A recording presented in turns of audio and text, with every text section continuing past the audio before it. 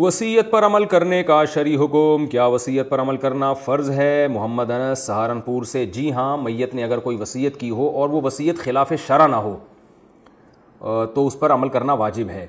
جیسے میت نے وصیت کر دی کہ میرے مال میں سے اتنے پیسے فلاں کو دے دینا، صدقہ کر دینا، اور تو یہ بالکل جائز ہے 1/3 کے اندر.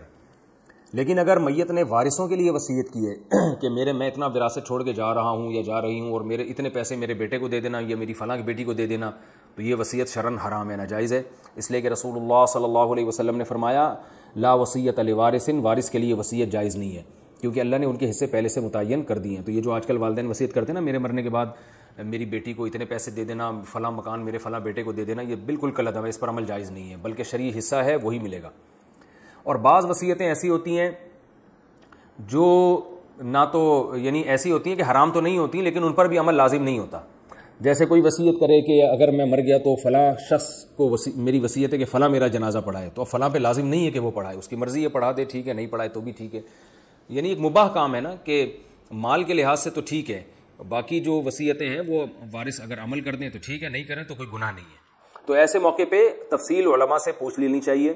کسی نے کوئی وصیت کی ہو تو پھر وہ اسپیسیفک اس وصیت کو علماء کے سامنے رکھ کر پوچھنا چاہیے کہ یہ والی وصیت پر عمل ہم پر لازم ہے یا نہیں ہے، اس طرح سے.